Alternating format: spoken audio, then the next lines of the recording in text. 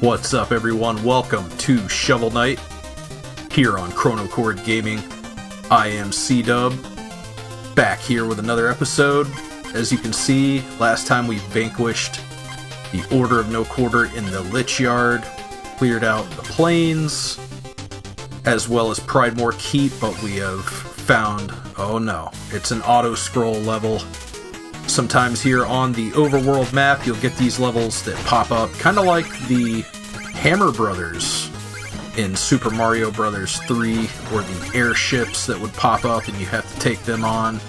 Pretty cool little feature here, I gotta say. Definitely like how they made good use of the Pridemore Keep background here again. One of the more memorable stage backgrounds in this game, I thought.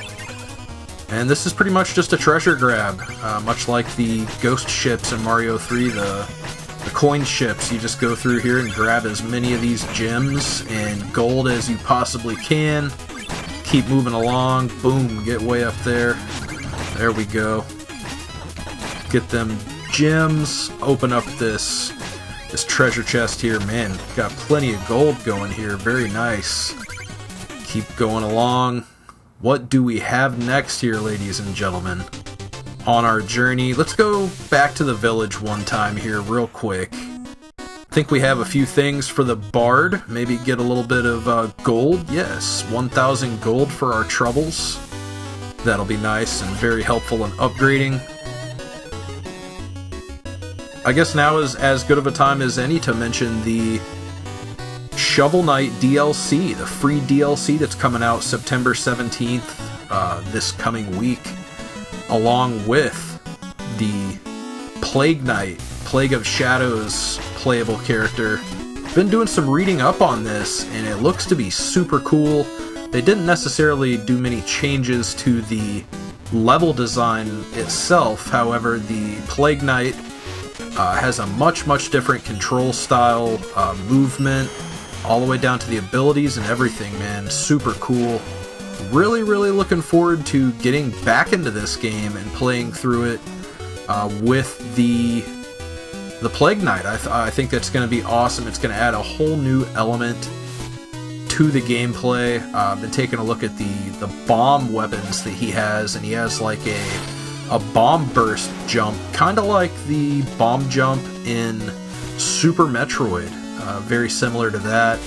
You can actually recover out of pits with it and avoid falling to your doom, and all kinds of super cool stuff. So as we are looking at all of the available upgrades here in the cellar with Chester, the merchant, we've got the Chaos Spear, cool little weapon. You can toss that out and it just bounces all over the room. Again though, physical release of Shovel Knight coming up September 17th, going to be really cool. Of course, Shovel Knight, I believe, is getting some plans for an amiibo, or it was already released, as well as possibly being featured in Super Smash Bros. For Wii, so that's pretty huge for our shovel-wielding friend here. Really cool, man. I think it's awesome to see a game like this that came from a Kickstarter, and an indie game that has taken off so well and is so well received, and especially this one, because wow, I've said it numerous times, this is one of the greatest NES games to never be created. We are here now at the Troupple Pond. This must be him, the Troupple King. As you can see, he is half trout and half apple. That would be a Troupple. He's going to fill our chalice with an Ichor. One of them will refill all health and magic. The Ichor of Boldness will allow us to become invincible for 10 seconds, and the Ichor of Fortune allows us to absorb all treasure nearby for 60 seconds. Pretty handy. We're going to go with the health one here. Oh boy, the ceremony shall commence. Get ready, folks, for some epic dancing here by the Troupple King.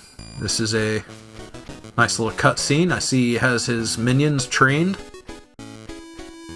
to do some synchronized dancing alongside of him, or her, whatever.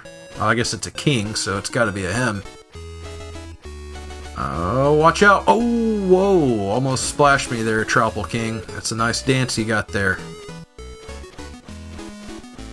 I really like the art style in this game, man. They did such a good job of making this game feel like a Nintendo game, but not necessarily being limited to the hardware capabilities and graphic capabilities of the NES.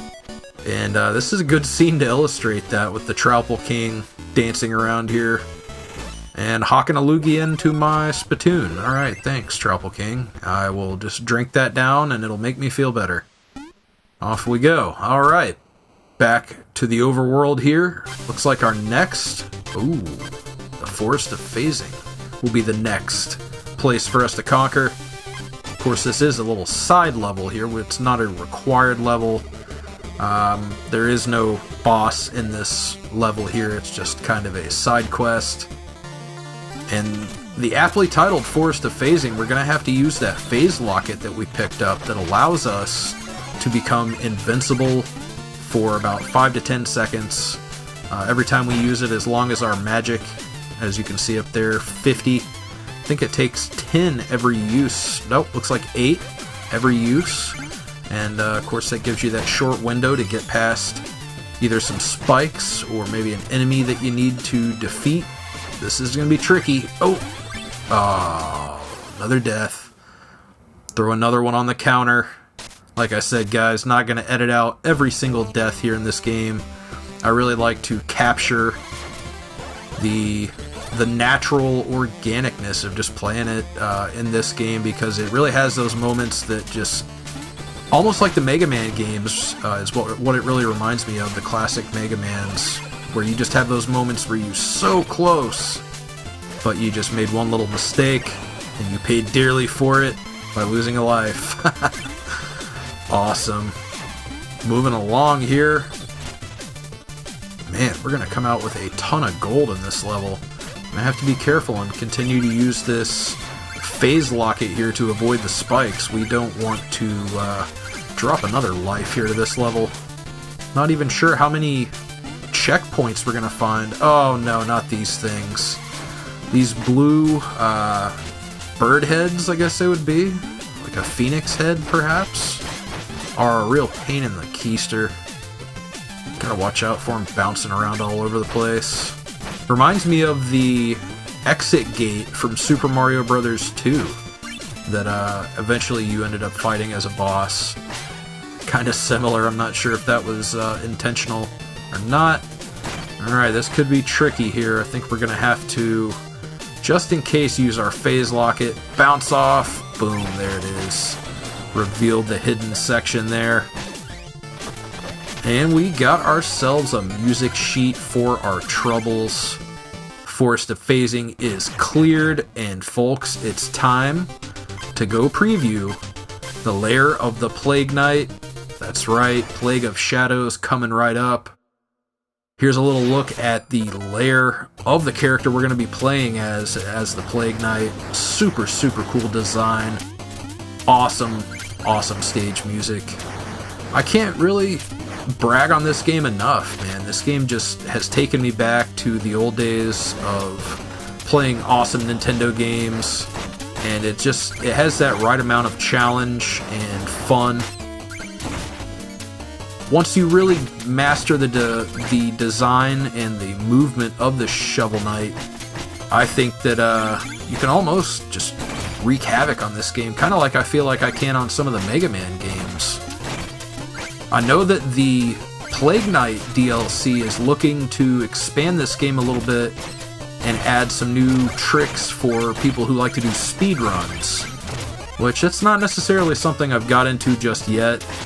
It's always something that I've kind of done, just at playing games, stuff like the Mega Man games on NES that I've mentioned many times, I'm sure.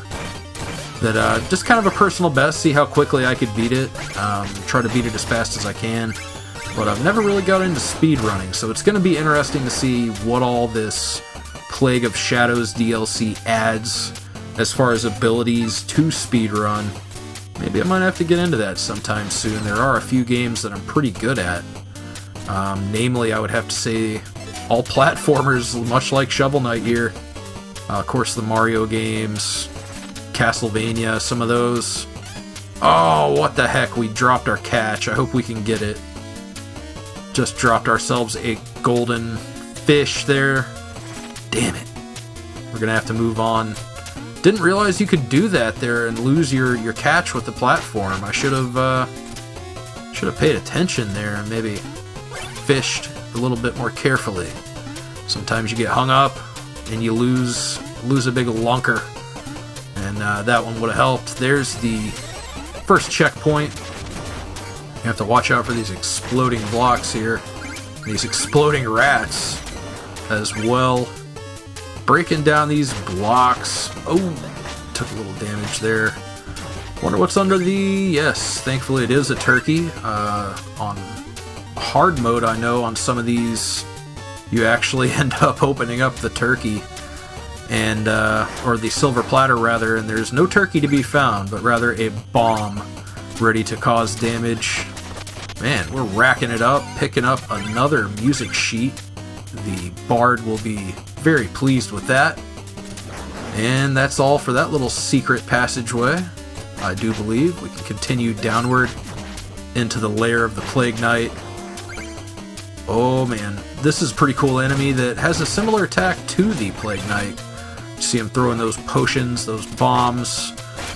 That's pretty much the main method of attack for the Plague Knight, as well as some really, really erratic jumping and kind of a crazy control scheme. So, man, I am really looking forward to getting my hands on that and just playing and getting used to the character more than anything. And there we go. Got these big tubs of pink exploding slime. Gonna have to watch out for those along our jump here. Don't get hit by these spikes. Really like this background, how it changes colors here.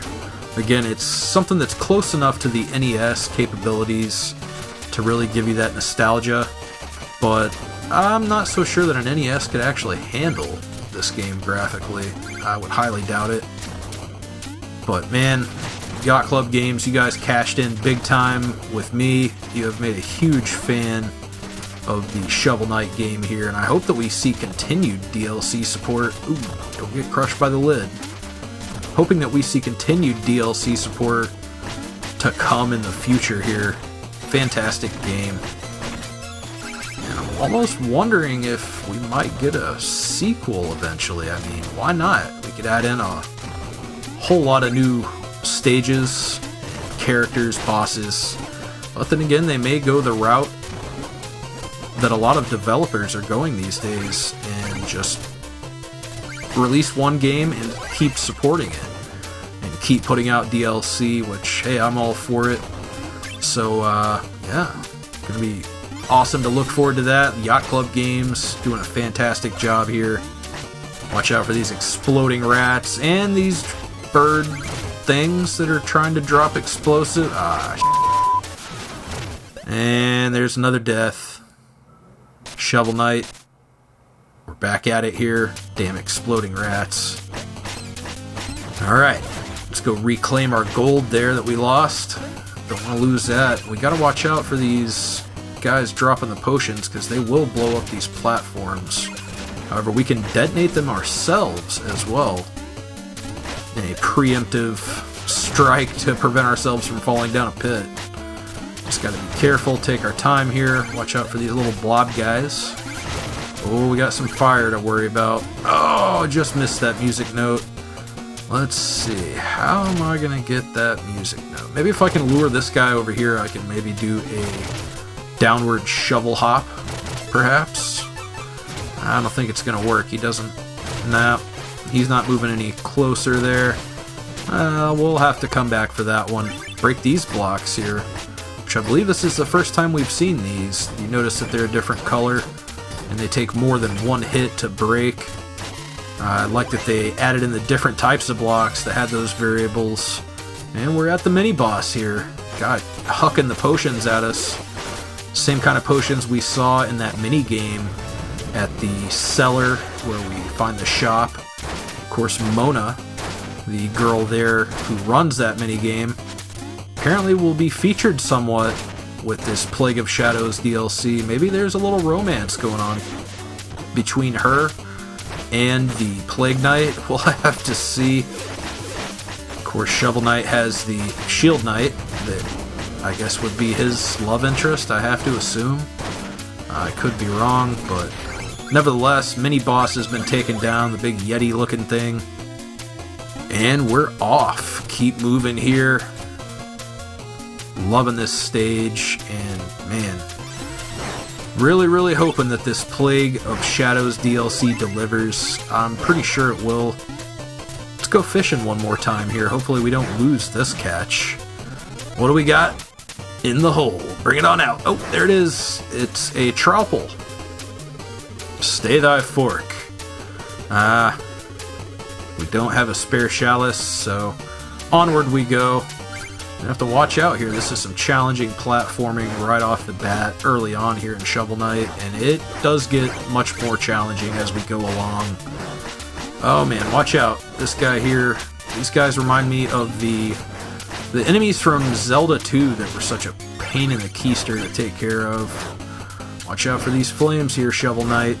Oh man. Moving along. Watch out for that guy. Oof. Alright, I should probably use the Phase Locket, and yeah, I should have used the Phase Locket. Dang it.